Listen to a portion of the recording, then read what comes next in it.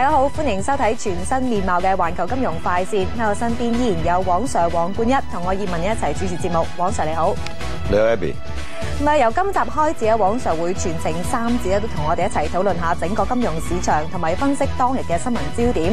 喺第一節我哋會集中睇下今日嘅新聞焦點同埋即時市況，而第二同第3節黃 Sir 會繼續同大家拆局。首先睇下外圍嘅新聞焦點。最新公布嘅環球金融中心指數顯示，香港喺全球75個環球金融中心當中排名第3，僅次於倫敦同埋紐約。另外有消息指，巴西國營石油公司計劃配股集資多達780億美元，打破咗歷嚟上市企業最大宗嘅集資紀錄。加拿大監管機構最快會喺今晚公布澳洲礦商必和必拓出價390億美元現金收購甲微公司 Potash 嘅審批結果㗎。先講下頭先講到啦，香港喺環球嘅金融中心入面咧排名第3啊。黃 Sir 覺得究竟係咪實至名歸啦？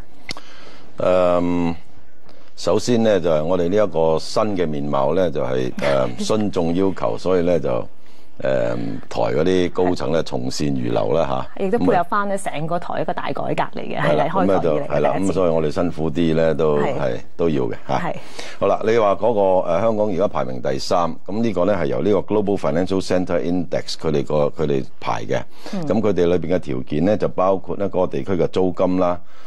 機場嘅服務啦，仲有呢個交通運輸嘅。咁咧，其實喺佢哋嘅用1000分嚟計咧，倫敦同埋紐約咧，佢哋不嬲都係叮當碼頭噶啦。咁啊，倫敦呢次排第1，其實倫敦同紐約都倒退嘅。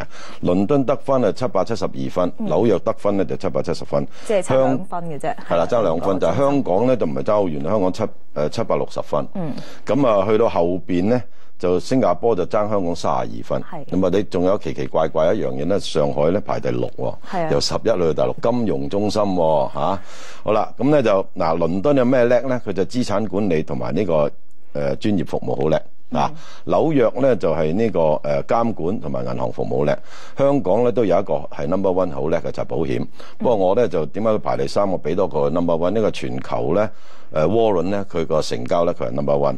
咁呢樣嘢就都幾得自豪嘅，不過咁樣你諗深一層，係咪排第3咧？因為佢又冇期貨，又冇個資本市場唔係好完善。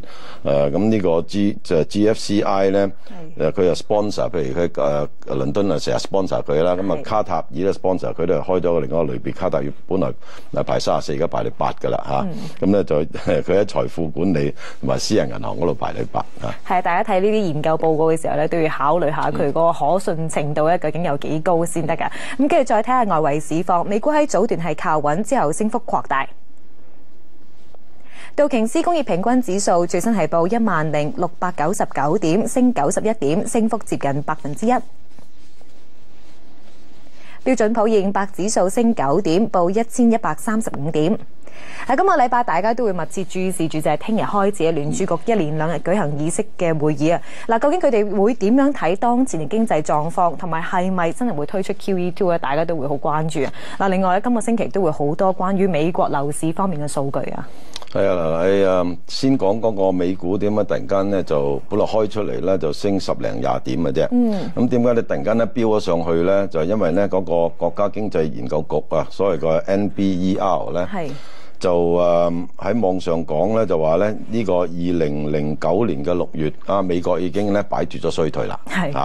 咁呢個係可喜可賀嘅。不過咁嗰個股市咁樣飆上去咧，就都係飆得嗰幾廿點咧，大家翻嚟仲要小心啲添。嗰個 S&P 咧就去到1130幾啦，咁即係佢衝穿咗嗰個1130嗰個位啦。咁下一個位咧就1150嘅。咁我相信呢一個1150個位咧唔容易過嘅。咁雖然都仲係有機會上，咁啊今個禮拜咧就有好多嘅數據，尤其是房屋啦。星期2咧就建屋許可啦，咁啊大家 expect 佢就係563000啦，咁上次56萬差唔多嘅啫，565000。咁啊就星期2仲有新屋動工啦，咁啊565000就市場預期啦，咁上次有546000啦，咁咧仲有星期3咧嘅凌晨咧就呢個會公布呢個FOMC 嗰個就係最緊要咧嗰個議息會議啊，最緊要睇個會後聲明有冇 QE2 啦。不過我自己估計咧就冇嚇。星期四咧二手樓上次咧就383萬咧跌咗好多嘅，咁咧但係上次7月份咧跌咗27%嘅，咁呢次 expect 應該有410萬嘅，即係按年嚇。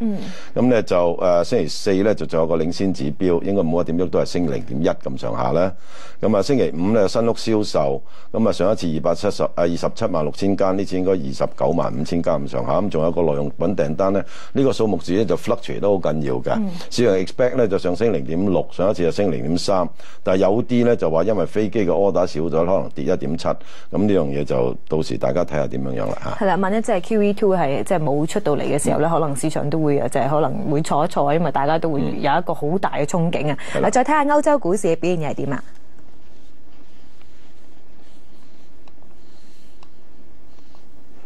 英國富時100指數最新報5592點，升84點，升幅係1.5%。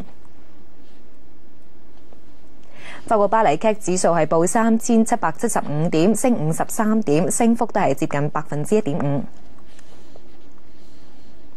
德國法蘭克福 DAX 指數最新係報6278點，升68點，升幅都超過1%。